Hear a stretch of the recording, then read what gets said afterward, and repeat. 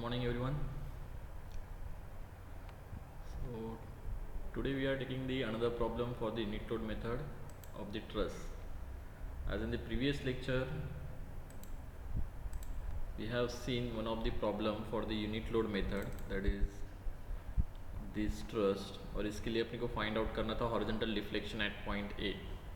Okay, procedure already तुम लोगों को पता है. हम लोगों ने कैपिटल पी डायग्राम बनाया था. For that we have determined the internal forces due to the external loading.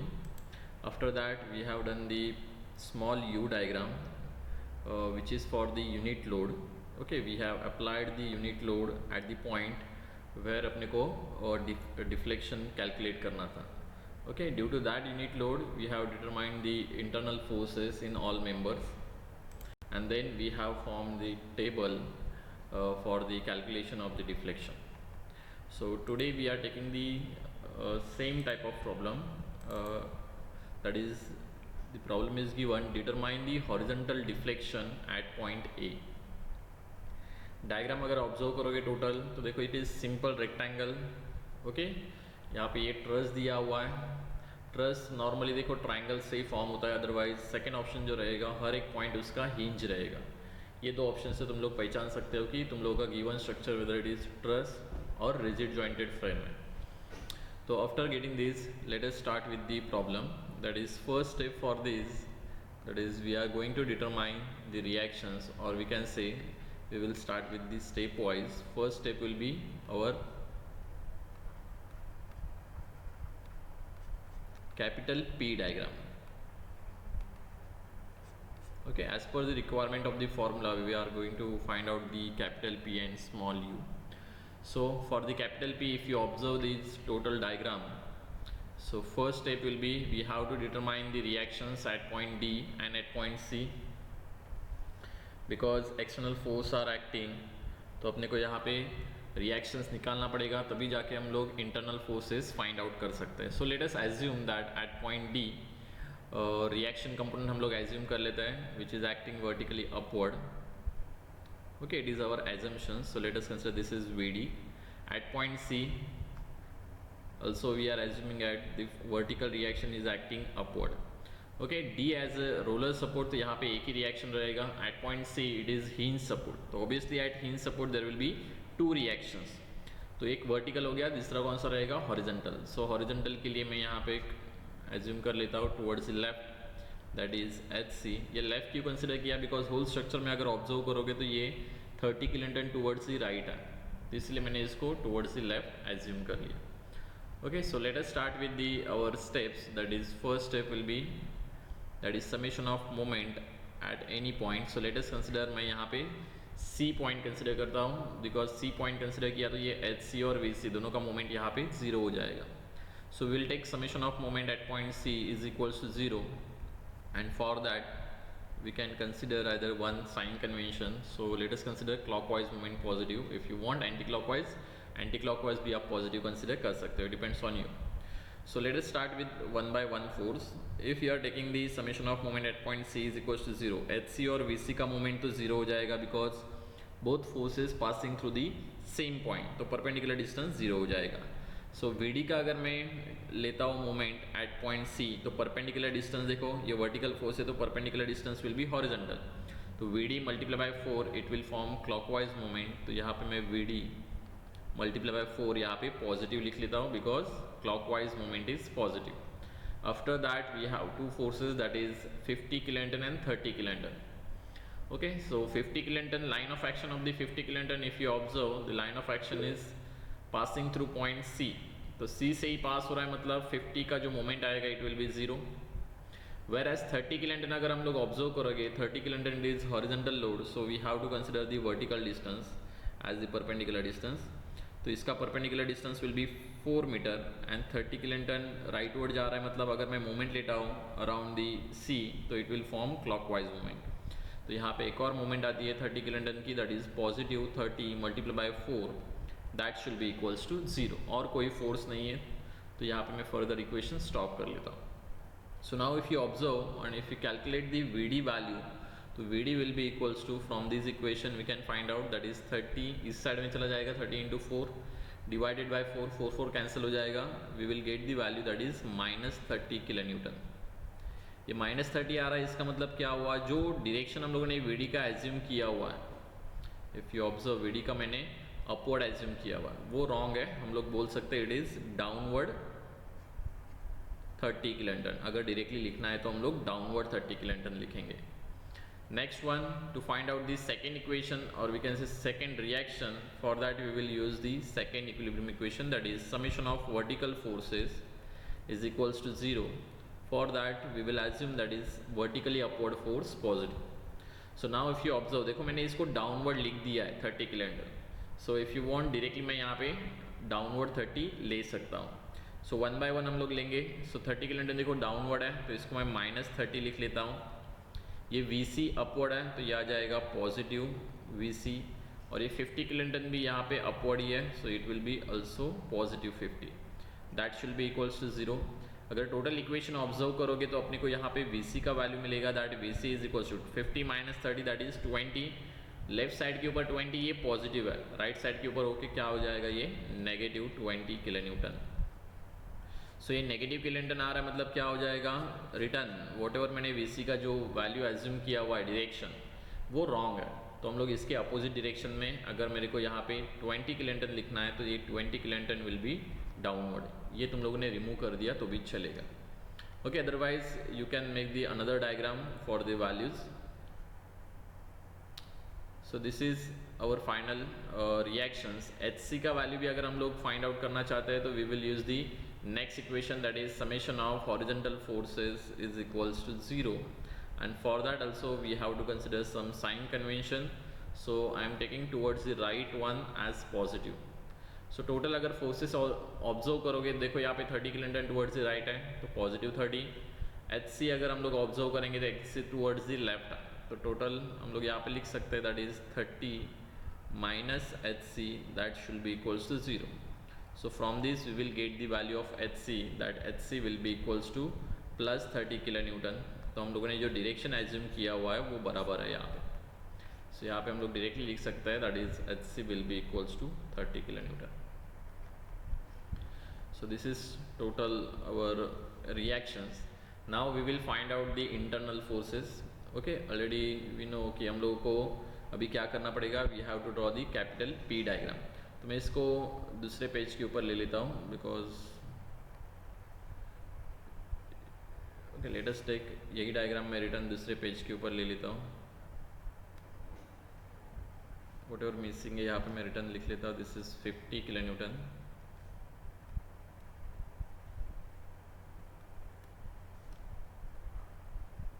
Same diagram हम लोग ले रहे हैं, ओके, बिकॉज हम लोग को एक्सटर्नल लोडिंग की वजह से ही निकालना है। यहाँ पे जो फोर्सेस है ये 50 किलो न्यूटन था, ओके, बाकी का सब डायमेंशंस बराबर है। सो नाउ मैंने स्टेप वाइज तुम लोगों को प्रोसीजर बताया था, कोई भी अगर इंटरनल फोर्सेस निकालना है तो हम लोग 1 by 1 जाएंगे। First one we will find out the zero force member. So is there any zero force member in whole diagram? Yes, please observe करो, अपने पास दो ही कंडीशन था, चेक करो is there any zero force member. Yes, member पूछ रहा हूँ मैं, मेंबर मतलब एक तो AB रहेगा, BC रहेगा, CD रहेगा, AD रहेगा, ओके, जॉइंट जीरो नहीं रहता है। मेंबर के अंदर कौन से मेंबर के अंदर जीरो फोर्स रहेगा वो मैं पूछ रहा हूँ। सो आई थिंक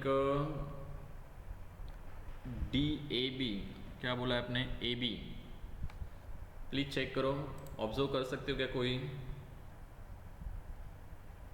दो ही ऑप्शन बोले थे मैंने, दैट इज फर्स्ट कंडीशन क्या था अपना, दैट इज अगर T फॉर्म हो रहा है तो ये जीरो फोर्स मेंबर रहेगा, और सेकेंड वन बोला था अगर कोई मेंबर्स अगर मीट हो रहा है और उसके ऊपर कोई फोर्सेस नहीं है तो ये जीरो फोर्स मेंबर रहेगा। Now if you observe B के ऊपर अगर चेक करोगे तो ये BA और BC दोनों जीरो फोर्स मेंबर होने के चांसेस नहीं है, बिकॉज यहाँ पे 50 और 30 किलो न्यूटन का लोड लग रहा है।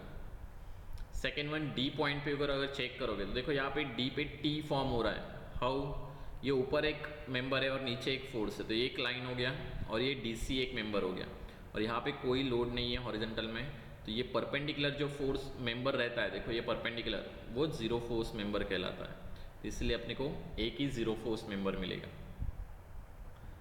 ओके, और कोई जीरो फोर्स मेंबर नहीं है। सेकेंड स्टेप मैंने बोला था that is we will find out the directions first. Okay, so one by one हम लोग डायरेक्शन पहले फाइंड आउट करेंगे।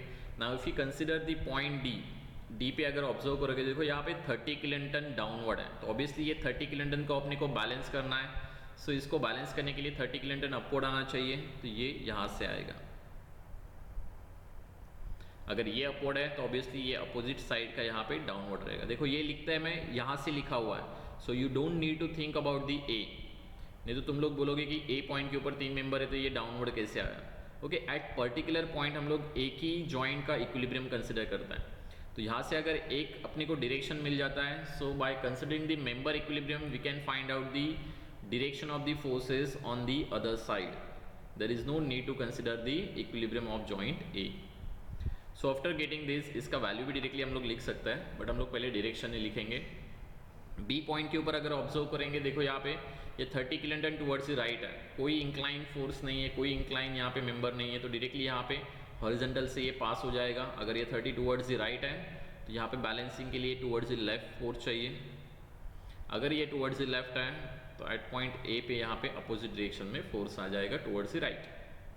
वर्टिकल में भी अगर चेक करोगे, ये 50 किलोन्टन अपवर्ड है, तो यहाँ पे एक डाउनवर्ड फोर्स आएगा टू मेक दैट 50 किलोन्टन जीरो। अगर ये डाउनवर्ड है तो यहाँ पे एक अपवर्ड फोर्स हम लोग बोल सकते हैं। नाउ अभी ये AC मेंबर हो गया, तो AC मेंबर के लिए देखो आप C पॉइंट भी कंसिडर कर सकते हो, A पॉइंट भी कंसिडर करते हो, आपको जो चाहिए वो कंसिडर करो। C पॉइंट के ऊपर अगर मैं चेक करता हूँ तो देखो C को वर्टिकल में मैं कंसिडर नहीं कर सकता। वाई वर्टिकल में नहीं कर सकता? बिकॉज देखो 20 किलोन्टन डाउनवर्ड है और ये जो फोर्स है it is upward, so we don't know the exact direction of the resultant force. दोनों में से कौन सा भी फोर्स, यहाँ पे दोनों में से कौन सा भी डायरेक्शन हो सकता है।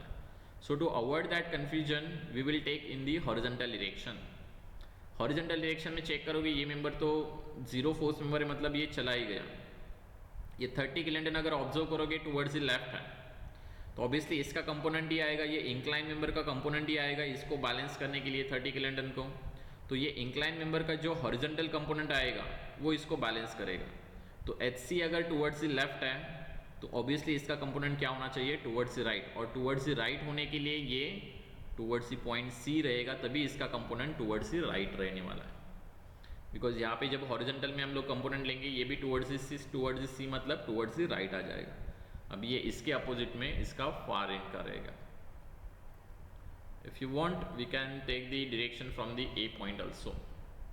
नाउ अभी हम लोग क्या करेंगे, ज्योमेट्री के लिए कोई भी एक एंगल पहले फाइंड आउट करके रखो। Let us consider this is theta. अगर चेक करोगे तो हाइट और यहाँ पे हॉरिजॉन्टल डिस्टेंस दोनों सेम ही है, सो थीटा का एंगल क्या रहेगा, it is 45 degree. Theta will B 45 degree. Okay, front side दोनों के सेम ही है तो इसलिए ये 45 डिग्री रहेगा। So now let us find out दी फोर्सेस। ओके, जॉइंट इक्विलिब्रियम लेने की जरूरत भी नहीं है। डी पे अगर ऑब्जर्व करोगे, ये 30 किलोन्टन है, डाउनवर्ड है, 30 किलोन्टन अपवर्ड डायरेक्टली यहाँ पे ट्रांसफर होगा, कोई इंक्लाइन लोड नहीं है। सो डायरेक्टली हम लोग बोल सकते हैं it is 30। Second B point हम लोग कंसिडर करेंगे। बी पे देखो ये 30 किलोन्टन डायरेक्टली पास हो जाएगा, कोई इंक्लाइन लोड नहीं है, तो यहाँ पे कैलकुलेशन करने की जरूरत नहीं। ये 50 भी देखो वर्टिकल में डायरेक्टली ट्रांसफर हो जाएगा बिकॉज कोई इंक्लाइन लोड नहीं है। नाउ AC के लिए अपने को एक तो सोल्यूशन बनाना ही पड़ेगा कोई भी। सो एट पॉइंट A बनाओ या फिर एट पॉइंट C बनाओ। C पे ही हम लोग ऑब्जर्व करेंगे, देखो यहाँ पे ये जो मेंबर है इसका फोर्स है यहाँ पे हॉरिजॉन्टल कंपोनेंट। हॉरिजॉन्टल कंपोनेंट कौन सा आएगा, नजदीक वाला है, थीटा के नजदीक वाला है, मतलब it will be cos theta component. So यहाँ पे मैं लिख लेता हूँ that is x cos theta. x मतलब मैंने वो अननोन वैल्यू एज्यूम किया हुआ है that is PAC, that x cos theta will be balanced by 30 kilonewton that is HC। तो ये x का जो वैल्यू आएगा it will be 30 divided by cos theta. Yes, anyone can you tell me the value of x, that is nothing but PAC? 42.426 42.43। Okay, 2 digit में अगर लिखना है तो इट विल बी 42.43। ओके, तो इसीलिए देखो ये डायरेक्शन निकालना बहुत इंपॉर्टेंट है, बिकॉज डायरेक्शन अगर एक बार मिल जाता है तो we are not getting the negative values, directly हम लोग यहाँ पे वैल्यूज निकाल सकते हैं। This is our capital P diagram. Similarly we will go for the small u diagram. तो स्मॉल u डायग्राम के लिए हम लोग क्या करते हैं, सेम डायग्राम हम लोग वापस बनाएंगे। This is step number 2, that is small u diagram. Okay, it is very simple. अगर तुम लोग ऑब्जर्व कर रहे हो तो यहाँ पे कुछ इतना हम लोग नया नहीं कर रहे हैं. First we will remove all the external loading. Okay, same diagram के लिए तो यहाँ पे मैं डायग्राम रिटर्न बना देता हूँ for this same structure. As अब यहाँ पे ये यू डायग्राम है तो यू डायग्राम में इतना कुछ फोर्सेस नहीं आएगा. यहाँ पे हम लोग सेम सपोर्ट कंडीशंस अप्लाई करेंगे. अपने को पूछा क्या है, that is in the question determine the horizontal deflection at point A. A बोला हुआ है, देखो ए पॉइंट यहाँ पे. So let us draw that point. This is point A, B, C and this is D. तो A point के ऊपर अपने को हॉरिजॉन्टल डिफ्लेक्शन बोला है. So we will apply the horizontal load that is 1 kilonewton. Okay, for small u diagram we will remove all the external loading and we will apply the unit load in the direction of deflection. तो इसीलिए हम लोगों ने a point के ऊपर यहाँ पे horizontal deflection apply किया हुआ है, हॉरिजॉन्टल यूनिट लोड सॉरी. तो ये जो डायरेक्शन है ये हम लोग टुवर्ड्स द राइट और टुवर्ड्स द लेफ्ट दोनों साइड से अप्लाई कर सकते हो. It depends on you, because ये क्या इंडिकेट करता है, that is direction of the deflection. तो इसीलिए हम लोग एक डायरेक्शन यहाँ पे एज्यूम करेंगे. अगर पॉजिटिव आ गया मतलब डिफ्लेक्शन टुवर्ड्स द राइट है, नेगेटिव आ गया तो डिफ्लेक्शन टुवर्ड्स द लेफ्ट है. इससे कुछ इतना ये नहीं है. Okay, so now we have the dimension. This is 4 meter, this is also 4 meter. So now written same, we have to analyze it. तो analysis के लिए देखो यहाँ पे हम लोग written we will take the summation of moment at point C is equals to 0 because अपने को reaction पता होना चाहिए. Okay, तो reaction के लिए देखो written ये मैं vertically upward assume करता हूँ. इसको चाहिए upward करो या फिर downward करो. Okay, अभी मेरे को direction पता है. You will get idea. अगर जब तुम लोग करोगे एग्जाम्पल तब तुम लोगों को पता चल ही जाएगा. अभी मेरे को एक्सपीरियंस के हिसाब से मैं डायरेक्टली डायरेक्शन बता सकता हूँ, इसलिए मैं यहाँ पे लगा रहा हूँ. चेक करोगे, ऑब्जर्व करोगे, यहाँ पे मूवमेंट लिया तो देखो क्लॉकवाइज है तो ये यहाँ पे एंटी क्लॉकवाइज आना चाहिए, इसलिए vertically upward. Summation of vertical forces लोगे तो ये वर्टिकली अपवर्ड पता है तो ऑब्वियसली ये वर्टिकली डाउनवर्ड आएगा. हॉरिजॉन्टल का समीशन लोगे तो ये टुवर्ड्स द राइट है तो ये टुवर्ड्स द लेफ्ट आएगा. डोंट वरी, नहीं अंडरस्टैंड हुआ तो भी तुम लोग एज्यूम कर सकते हो. After that you will get the proper direction. So now if we take the summation of moment at point C is equals to 0, for that let us consider clockwise moment positive. So if we take the moment about at point C, तो ये दोनों का तो moment 0 हो जाएगा. एक आएगा VD का moment और एक आएगा this 1 kilonewton का moment. तो VD का moment चेक करोगे तो it is anti clockwise. So we can say this is minus VD multiplied by 4 meter plus इसका मोमेंट आएगा 1 into 4 that should be equals to 0 because perpendicular distance लेना है सी से. ये हॉरिजॉन्टल में मतलब वर्टिकल डिस्टेंस लेना पड़ेगा, तो दैट्स वाई 4 मीटर. तो अपने को यहाँ पे वीडी का वैल्यू मिल जाएगा, that is VD will be equals to 1 kilonewton. Positive है, ओके, ऑब्वियसली पॉजिटिव आएगा तो ये आ जाएगा 1 kilonewton.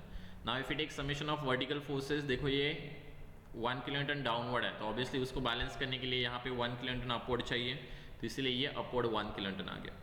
Now if you take summation of horizontal forces, ये 1 किलोन्यूटन टुवर्ड्स द राइट है तो ये आ जाएगा टुवर्ड्स द लेफ्ट 1 किलोन्यूटन, तभी जाके समेशन ऑफ हॉरिजॉन्टल फोर्सेस 0 हो जाएगा. सो हर एक इक्वेशन यहाँ पे लिखने की जरूरत नहीं है. If you know the value directly we can write it. Now step number 2.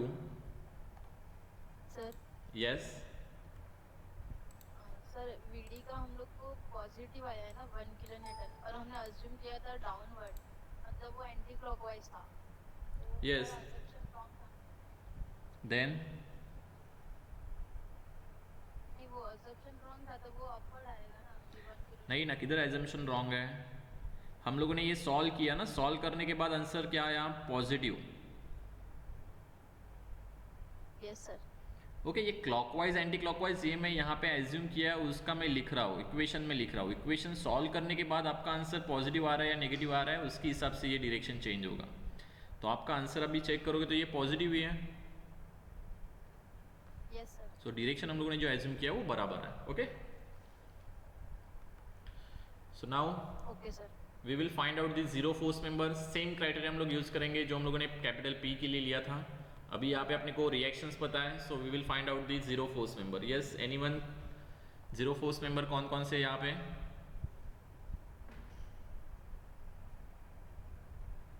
Sir BC और AB. BC, okay right, then AB. Yes, good. Is also right. Next और कोई है?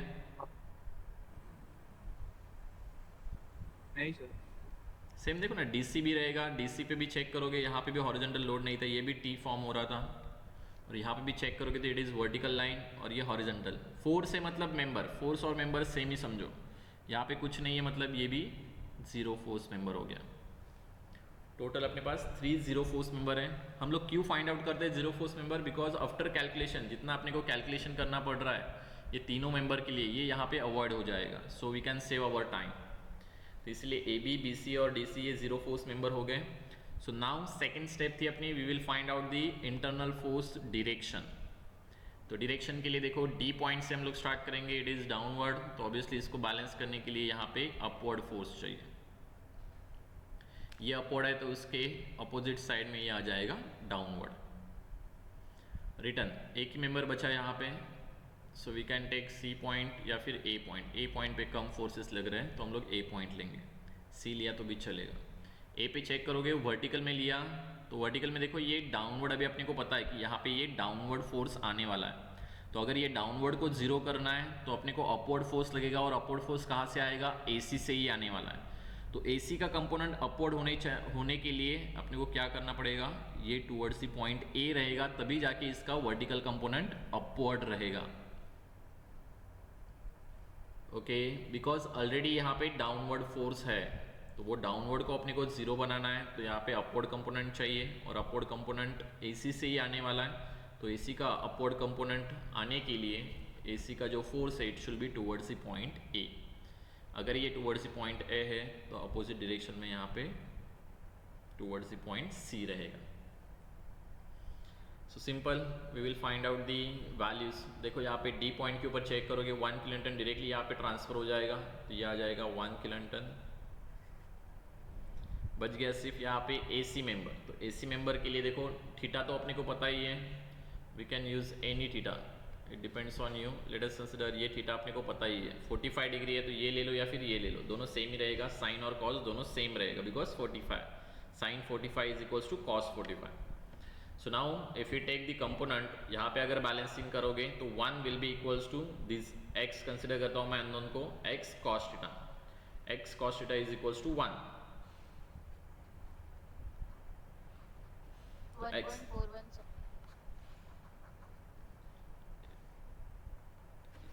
यस कितना आ रहा है ये? 1.414।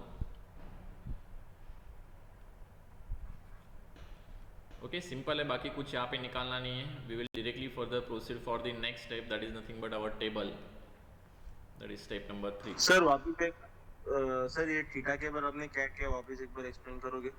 ये हम लोग सिर्फ यहाँ पे उसका कंपोनेंट ले रहे हैं, सी पॉइंट के ऊपर ले रहे हैं। इफ़ यू वांट हम लोग ए पे भी ले सकते हैं। तो अपने को देखो यहाँ पे ये ऊपर वाला मेंबर तो अभी अपने को अननोन है, ये जीरो है तो ये चला गया, इसका कुछ यहाँ पे एग्जिस्टेंस ही नहीं है। सिमिलरली हॉरिजॉन्टल का भी कुछ एग्जिस्टेंस नहीं है। So if you want we can take the summation of vertical forces is equal to zero at point C, या फिर समेशन ऑफ हॉरिजॉन्टल फोर्सेस। तो इसको मैंने x कंसिडर कर लिया, ये जो फोर्स है इसको मैंने x कंसिडर किया, तो x का हॉरिजॉन्टल कंपोनेंट क्या आएगा? थीटा के नजदीक वाला है ना, तो x cos थीटा। तो x cos थीटा किससे बैलेंस होगा? 1 किलोन्टन से। ओके, तो x cos theta is equals to 1, तो इसलिए डायरेक्टली x का वैल्यू यहाँ पे अपने को मिल जाएगा। वर्टिकल में भी करना है तो भी कर सकते हो, x sin theta is equals to 1, तो भी x का वैल्यू वही रहेगा। चेक करो, बिकॉज sin थीटा और cos थीटा यहाँ पे सेम ही है। Now next step, that is our table, step number 3। whatever जो अपने को रिक्वायर्ड है वो टेबुलर फॉर्म में हम लोग लिखेंगे। दैट इज फर्स्ट आ जाएगा, दैट इज मेंबर या फिर part. After that we required the length, तो मैं यहाँ पे लेंथ या फिर L लिख सकते हैं।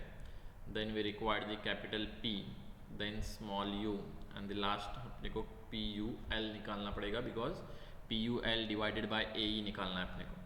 सो if you observe the member, तो मेंबर देखो मैं डायरेक्टली यहाँ से स्टार्ट किया तो भी चलेगा, AB BC CD AD और AC। First that is AB, then BC CD, the last one that is AD, and the incline member AC। Okay, length भी हम लोग चेक करेंगे, इट इज़ सब 4 मीटर है और इंक्लाइन वाला आएगा by using the Pythagoras theorem. AC का लेंथ हम लोग निकाल सकते हैं। इफ़ यू वांट, यहाँ पे नीचे लिख लेता हूँ मैं, AC LAC will be equals to under root of, दोनों एडजेसेंट साइड का यहाँ पे स्क्वायर करना पड़ेगा, तो दैट विल बी 4, यहाँ पे हम लोग करेंगे तो ये आ जाएगा 4√2, तो 4√2 का वैल्यू है I think it is 5.657।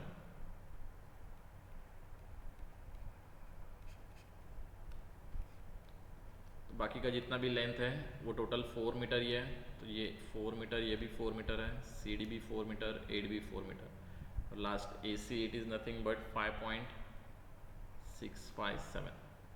Now capital P diagram, capital P diagram का देखो, AB से हम लोग स्टार्ट कर रहे हैं, दिस इज 30 50 0 30, डायरेक्शन देखो सबका, इट इज़ टेंसाइल 1, ओके, जो दिख रहा है उसके अपोजिट, कंप्रेशन दिख रहा है मतलब ये टेंसाइल है, ये भी कंप्रेशन दिख रहा है, ये भी टेंसाइल है, ये भी टेंसाइल है, 30 50 0 30, तो डायरेक्टली हम लोग यहाँ पे लिख सकते हैं that is 30 50 0 30, and the last one that is AC member का अगर चेक करेंगे हम लोग तो it is 42.43, but it is compressive, और हम लोग टेंशन पॉजिटिव पकड़ते हैं मतलब कंप्रेशन नेगेटिव आएगा, नेगेटिव 42.43।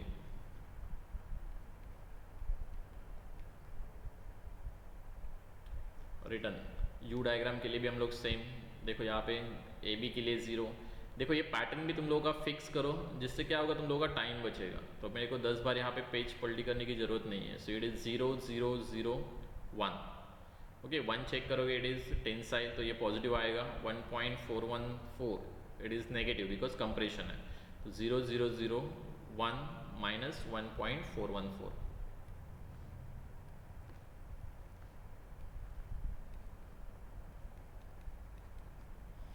बस हम लोग यहाँ पे भी PUL निकालेंगे, एज U वैल्यू अगर चेक करोगे तो मोस्ट ऑफ दी थिंग्स यहाँ पे 0 ही है, तो ये तीनों 0 हो जाएगा। नाउ AD के लिए चेक करोगे that is 4 into 30 into 1 that is 120, and the last one that is 5.65, ये चेक करो कितना आएगा, this length multiply by this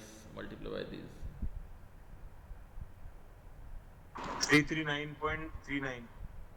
339.39. Okay, now after getting this we can say that is summation of PUL, delta A बोला है अपने को, हम लोग डेल्टा A निकालते थे, दैट इज XA बोल रहा हूँ मैं, दैट इज हॉरिजॉन्टल डायरेक्शन में, will be equals to summation of PUL divided by AE। AE दिया नहीं है मतलब हम लोग बोल सकते हैं कि टोटल स्ट्रक्चर के लिए AE का वैल्यू कांस्टेंट है, so if you take this summation it will be 120 plus 339.39 divided by AE. So if you take this value that is delta XA, so delta XA will be equals to 459.397 divided by AE. Okay, whatever ये जो value मिल रहा है it is in meter, अगर तुम लोग value put करोगे AE का and इसका, देन अपने को मीटर में वैल्यू मिलेगा, अगर mm में कन्वर्ट करना है तो रिटर्न 10⁻³ से हम लोग यहाँ पे 10⁻³ से मल्टीप्लाई करेंगे। Okay, got it? Is there any doubt? Please check, अगर कुछ डाउट है इसमें तो पूछो।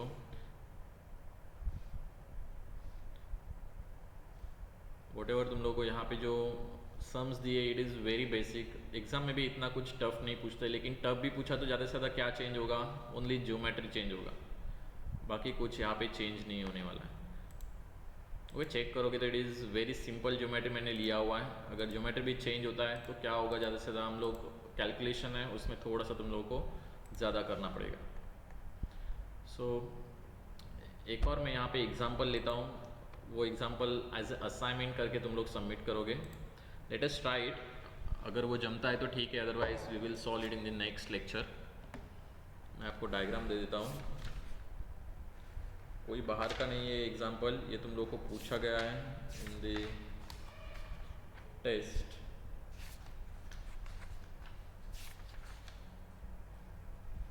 ओके, हम लोग लेटेस्ट ही लेते हैं, दैट इज़ पेपर का ही एग्जांपल लेते हैं। मई 2019 में पूछा गया तुम लोगों को, a pin jointed frame loaded as shown in figure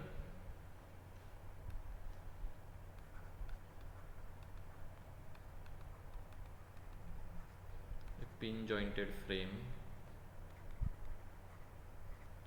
loaded as shown in figure. Determine the horizontal deflection of joint E. Determine the horizontal deflection of joint E. Take AE constant for all member. Take AE constant for all members. Okay, use unit load method. तो मैं यहाँ पे diagram बनाता हूँ, just check करो solve करके कि आपको जम रहा है कि नहीं. थोड़ा सा डायग्राम थोड़ा बड़ा है, so it will take time for you.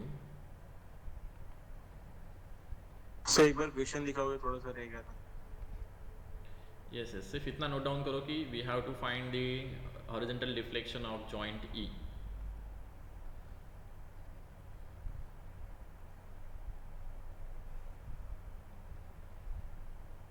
Sir done. Okay,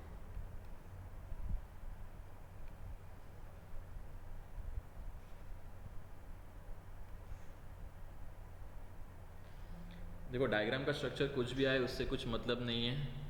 okay, because अपना जो प्रोसीजर है वो सब डायग्राम के लिए एप्लीकेबल है. तो देखो यहाँ पे structure most of the time जो तुम लोग का पेपर सेटर रहता है वो कंफ्यूज करने की कोशिश करता है तुम लोगों को. So just try to be with your concept. Okay, diagram जितना कॉम्प्लिकेटेड रहेगा उतना तुम लोगों का सॉल्यूशन सिंपल ही रहता है, डोंट वरी. तो यहाँ पे एक रोलर सपोर्ट दिया हुआ है और यहाँ पे एक हिंज सपोर्ट दिया हुआ है.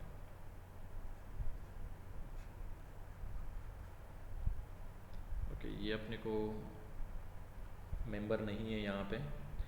सो लेट अस, यहाँ पे एक वर्टिकल फोर्स दिया हुआ है downward, that is 15 kilonewton. Okay, it is stable structure. Check करोगे तो यहाँ पे एक रोलर है और यहाँ पे 2 रिएक्शन है, तो टोटल मिला के 3 रिएक्शन आ रहे हैं, मतलब ये स्टेबल स्ट्रक्चर है. ओके, बिकॉज अगर कोई कॉम्प्लिकेशंस अगर रिएक्शन में दिख रहे हैं तो पहले चेक करने का वेदर इट इज स्टेबल और नॉट, बिकॉज अनस्टेबल रहेगा तो तुम लोगों का कुछ आंसर नहीं आएगा. This is point A, this is point B, C D, this is E, and this one is F. The distances are already given.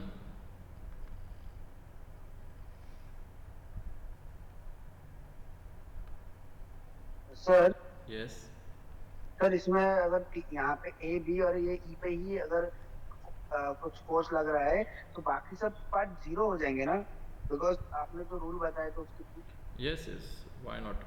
ए पे अगर कोई फोर्स लग रहा है, चेक करो. ए पे अगर वर्टिकल लगेगा तो यहाँ पे कुछ फोर्स आएगा. तो ए बी में अगर फोर्स आ रहा है AC में, तो इसको बैलेंस करने के लिए कहाँ पे तो फोर्स आएगा ही. ओके, तो 1 by 1 आपको देखना पड़ेगा. आपको पूछा क्या है यहाँ पे, horizontal deflection at point E पूछा हुआ है. तो E पे जब मैं हॉरिजॉन्टल फोर्स लगाता हूँ तो ये ज़ीरो होने के चांसेस नहीं है. रिएक्शन पहले फाइंड आउट करोगे तब आपको पता चलेगा. Okay, so vertical distances, this is 3 meter, this is your second one 4 meter, और यहाँ पे हॉरिजॉन्टल में तुम लोग को दिया हुआ इट इज़